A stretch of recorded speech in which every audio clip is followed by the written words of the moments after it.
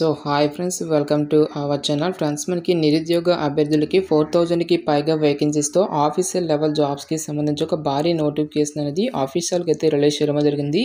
ఈ యొక్క పోస్టులకి సెలెక్ట్ అయినటువంటి క్యాండిడేట్స్కి 35,000కి పైగానే మనకి శాలరీ అనేటువంటి రావడం అయితే జరుగుతుంది. తెలుగు లాంగ్వేజ్ అనేది చదవడం మరియు రాయడం అయితే కంపల్సరీగా మనకి వచ్చి ఉండాల్సి అయితే ఉంటుంది గైస్. మన సొంత రాష్ట్రంలోని జాబ్ పోస్టింగ్తో పాటు ఎగ్జామినేషన్ సెంటర్స్ అనేవి కూడా ఉన్నాయి కాబట్టి ఇంట్రెస్ట్ ఎలిజిబుల్ క్యాండిడేట్స్ డెఫినెట్గా ఈ యొక్క ఆపర్చునిటీని అయితే యూటిలైజ్ అయితే చేసుకోండి. ఈ విధంగా ఇక నోటిఫికేషన్కి సంబంధించి కంప్లీట్ డీటెయిల్స్తో పాటు అప్లికేషన్ ప్రాసెస్ అనేది కూడా చెప్తాను కాబట్టి స్కిప్ చేయకుండా ఎండ్ వరకు చూసి అప్లికేషన్స్ అయితే సబ్మిట్ అయితే చేసుకోండి. ఫస్ట్ టైం మన ఛానల్ని విజిట్ చేస్తున్నట్లయితే కనుక సబ్స్క్రైబ్ అయితే చేసుకోండి. అదేవిధంగా పక్కనే వస్తే బెల్ ఐకాన్ కూడా యాక్టివేట్ చేసి పెట్టుకోండి ఫ్రెండ్స్. మీరు ఇచ్చేటువంటి లైక్స్ అలా ఎంకరేజింగ్ అండ్ మోటివేషన్గా ఉంటాయి కాబట్టి సో ప్రతి ఒక్కరు కూడా వీడియోని లైక్ చేసి మీ ఫ్రెండ్స్ అండ్ ఫ్యామిలీ మెంబర్స్కి అయితే షేర్ చేయండి friends. Okay, let's start the video. Friends, ఈ యొక్క పోస్టులకి సంబంధించి ఇంపార్టెంట్ డేట్స్ విషయానికి వచ్చినట్లయితే కనుక సో మనకి ఇవాటి నుంచి కూడా అప్లికేషన్ ప్రాసెస్ అనేది స్టార్ట్ కావడం జరిగింది. ఇక లాస్ట్ డేట్ విషయానికి వచ్చినట్లయితే కనుక ఆగస్టు 21 వరకు కూడా ఈ యొక్క రిక్రూట్మెంట్కి ఆన్లైన్లో అప్లికేషన్స్ అనేవి సబ్మిట్ అయితే చేసుకోవాల్సి అయితే ఉంటుంది. సో ఇక పోస్టులకి సంబంధించి ప్రిలిమినరీ ఎగ్జామినేషన్ వచ్చేసరికి అక్టోబర్లోను, మెయిన్ ఎగ్జామినేషన్ వచ్చేసరికి మనకి నవంబర్లో కండక్ట్ చేస్తామని చెప్పేసి ఇక్కడ మనకి టెంటేటివ్ ఎగ్జామినేషన్ షెడ్యూల్ అనేది కూడా ఇవ్వడం జరిగింది. సో ఇక పోస్టులకి ఎవరెవరు అప్లై చేసుకోవచ్చు అని చూసుకున్నట్టయితే కనుక a candidate must be a citizen of India అని చెప్పేసి ఇక్కడ మనకి నేషనాలిటీలో ఫస్ట్ పాయింట్లోనే క్లియర్గా మెన్షన్ చేయడం జరిగింది. ఆల్ ఇండియన్ నేషనల్ సిటిజన్స్ అందరికీ కూడా మనకి ఈక్వల్ ఛాన్సెస్ అనేవి ఇవ్వడం జరిగింది గైస్. అంటే మీరు ఏ స్టేట్కి చెందినా సరే both male and female candidates ఇద్దరు కూడా ఈ యొక్క వేకెన్సీస్కి ఆన్లైన్లో అప్లై అయితే చేసేసుకోవచ్చు. సో ఇక పోస్టులకి అప్లై చేసుకోవడానికి మీకు ఉండాల్సినటువంటి ఏజ్ లిమిట్ విషయానికి వచ్చినట్టయితే కనుక ఆగస్టు 1, 2024 నాటికి మీకు మినిమం ఏజ్ అనేది 20 ఇయర్స్ అయితే కంప్లీట్ అయి ఉండాలి. జనరల్ అభ్యర్థులు అనేట్టు కనుక 30 ఇయర్స్ వరకు కూడా అప్లై అయితే చేసేసుకోవచ్చు. ఓబీసీ క్యాండిడేట్స్ అనేట్టు కనుక 33 ఇయర్స్ వరకు, ఎస్సీ ఎస్టీ క్యాండిడేట్స్ అనేట్టు కనుక 35 ఇయర్స్ వరకు, పీడబ్ల్యూడీ క్యాండిడేట్స్ అనేట్టు కనుక 40 ఇయర్స్ వరకు కూడా అప్లై చేసుకోవడానికి ఛాన్స్ అనేది కల్పిస్తూ ఉన్నారు.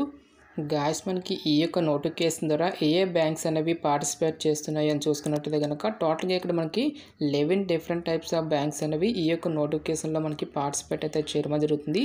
సో ఏ బ్యాంక్స్లలో ఎన్నెన్ని వేకెన్సీ అనేవి ఉన్నాయన్నటువంటి డీటెయిల్స్తో పాటుగా ఏ క్యాస్ట్ వరకు ఎన్నెన్ని వేకెన్సీ అనేవి కేటాయించినటువంటి డీటెయిల్స్ను కూడా క్లియర్గా మెన్షన్ చేయడం జరిగింది. అన్ని క్యాస్ట్ల వరకు కూడా మనకి వేకెన్సీ అనేవి కేటాయించడం జరిగింది guys. SC ST OBC economically weaker సెక్షన్తో పాటుగా ఇంక్లూడింగ్ మనకి పీడబ్ల్యూడీ క్యాండిడేట్స్కి కూడా సపరేట్గా వేకెన్సీ అనేవి కేటాయించడం జరిగింది. సో ఇక్కడ మనకి కొన్ని బ్యాంక్స్లలో ఇక్కడ మనకి ఎన్ఆర్ అని చెప్పేసి మెన్షన్ చేయడం జరిగింది. సో ఎన్ఆర్ అంటే నాట్ రిపోర్టెడ్ అని చెప్పేసి మనకి మీనింగ్ గైస్.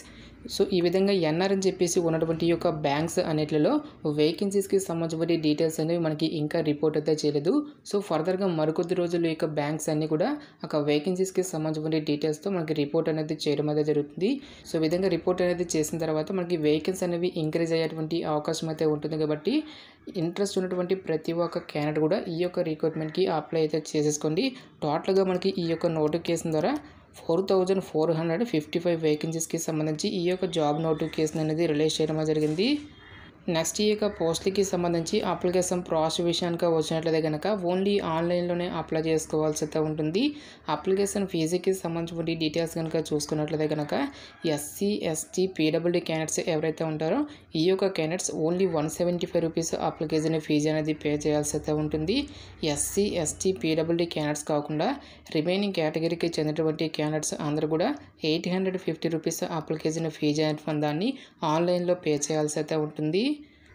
సో ఇక నోటిఫికేషన్ ద్వారా భర్తీ చేసినటువంటి ఇక ప్రొబేషనరీ ఆఫీసర్ స్థాయి పోస్టులకి సంబంధించి అప్లై చేసుకోవడానికి మీకు ఉండాల్సినటువంటి మినిమం ఎడ్యుకేషనల్ క్వాలిఫికేషన్ కనుక చూసుకున్నట్లయితే కనుక ఆగస్టు 21, 2024 నాటికి సో మీరు ఏదైనా ఒక విభాగంలో బ్యాచిలర్స్ డిగ్రీ అనేది కంప్లీట్ చేస్తే సరిపోతుంది గైస్. ఈ యొక్క జాబ్స్కి మనము అప్లై అయితే చేసుకోవచ్చు. సో మీరు బీకామ్ చేసినా, బీఎస్సీ చేసినా, బీటెక్ చేసినా, బీ ఫార్మసీ కంప్లీట్ చేసినా సరే ఈ యొక్క జాబ్స్కి మీరు అప్లై అయితే చేసేసుకోవచ్చు. ఎటువంటి ఎక్స్పీరియన్స్ అంటూ కూడా ఏమి కూడా ఉండాల్సినటువంటి అవసరం అయితే లేదు గైస్. సో ఇక పోస్ట్‌కి సంబంధించి సెలక్షన్ ప్రాసెస్ అనేది ఏ విధంగా ఉంటుందని చూసుకున్నట్టయితే గనక టోటల్‌గా ఇక్కడ మనకి 3 స్టేజెస్‌లో ఇక వేకెన్సీస్‌కి సంబంధించి సెలక్షన్ అనేది కంప్లీట్ అయితే చేయడం జరుగుతుంది. స్టేజ్ 1లో మనకి ప్రిలిమినరీ ఎగ్జామినేషన్ అనేది ఉంటుంది గైస్. సో ప్రిలిమినరీ ఎగ్జామినేషన్‌కి సంబంధించి డీటెయిల్ టాపిక్స్ గనుక చూసుకున్నట్టయితే గనక ఇంగ్లీష్ లాంగ్వేజ్ నుంచి 30 క్వెషన్స్ అనేవి అడగడం జరుగుతుంది. 30 మార్క్స్. నెక్స్ట్ మనకి క్వాంటిటేటివ్ యాప్టిట్యూడ్, రీజనింగ్ ఎబిలిటీ అనేటువంటి ఈ యొక్క టాపిక్స్ నుంచి 100 మల్టిపుల్ చాయిస్ క్వెషన్స్ అనేవి అడగడం అనేది జరుగుతుంది. 100 మార్క్స్. టోటల్గా మనకి 60 మినిట్స్ పాటు కూడా ఈ యొక్క టెస్ట్ అనేది కండక్ట్ అయితే చేయడం జరుగుతుంది. ఓన్లీ ఇంగ్లీష్ అండ్ హిందీ లాంగ్వేజ్లో మాత్రమే మనకి ఈ యొక్క క్వశ్చన్స్ అనేవి అడగడం అనేది జరుగుతుంది. సో ఎవరైతే ఇక ప్రిలిమినరీ ఎగ్జామినేషన్ క్లియర్ చేసినటువంటి క్యాండిడేట్స్కి ఫర్దర్గా మనకి మెయిన్ ఎగ్జామినేషన్ అనేది కూడా కండక్ట్ అయితే చేయడం జరుగుతుంది. మెయిన్ ఎగ్జామినేషన్కి సంబంధించి టాపిక్స్ కనుక చూసుకున్నట్టయితే కనుక రీజనింగ్ అండ్ కంప్యూటర్ యాప్టిట్యూడ్ ఉన్నటువంటి ఈ యొక్క టాపిక్ నుంచి 45 క్వశ్చన్స్ అనేవి అడగడం అనేది జరుగుతుంది.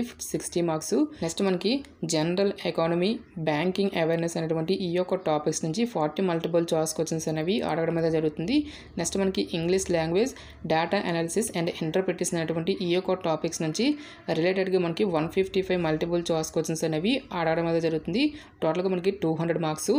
3 అవర్స్ పాటు కూడా ఈ యొక్క ఎగ్జామినేషన్ అనేది కండక్ట్ అయితే చేయడం జరుగుతుంది guys. Only English and Hindi లాంగ్వేజ్లో మాత్రమే మనకి ఈ యొక్క క్వశ్చన్స్ అనేవి రావడం అయితే జరుగుతుంది. సో ఇక మెయిన్ ఎగ్జామినేషన్లో మనకి ఆబ్జెక్టివ్ టైప్ క్వశ్చన్స్తో పాటుగా డిస్క్రిప్టివ్లో మరొక టెస్ట్ అనేది కూడా ఉంటుంది. ఇంగ్లీష్ లాంగ్వేజ్కి సంబంధించి లెటర్ రైటింగ్ అండ్ ఎస్ఐ అనేటువంటి ఈ యొక్క టాపిక్స్ నుంచి 2 క్వశ్చన్స్ అనేవి అడగడం జరుగుతుంది. 25 మార్క్స్. ఓన్లీ ఇంగ్లీష్ లాంగ్వేజ్లో మాత్రమే ఈ యొక్క డిస్క్రిప్టివ్ టెస్ట్ అనేది కండక్ట్ చేయడం జరుగుతుంది. 30 మినిట్స్ పాటు కూడా ఇక టైమింగ్ డ్యూరేషన్ అనేది ఇవ్వడం అనేది జరిగింది గైస్. సో నెగిటివ్ మార్కింగ్ కనుక చూసుకున్నట్టయితే కనుక 0.25 నెగిటివ్ మార్కింగ్ అనేది కూడా ఉంటుందని చెప్పేసి క్లియర్గా మెన్షన్ చేయడం జరిగింది.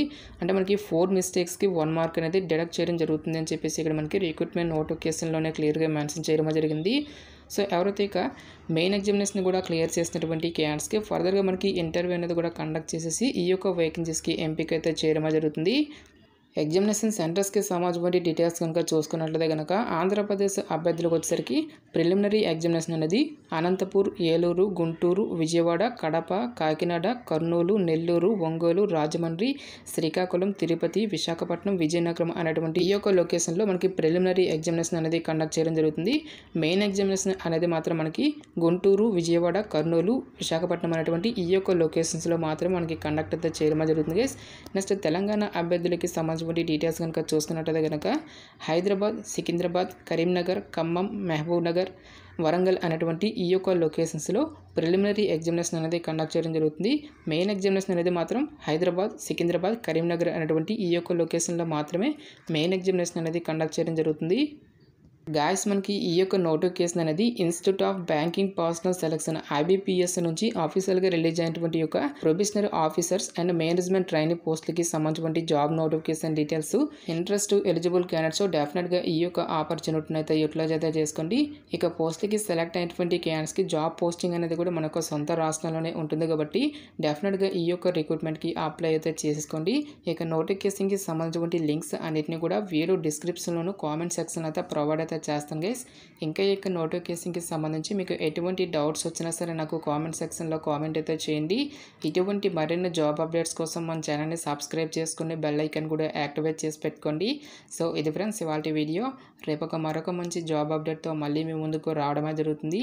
Thanks for watching. Have a nice day.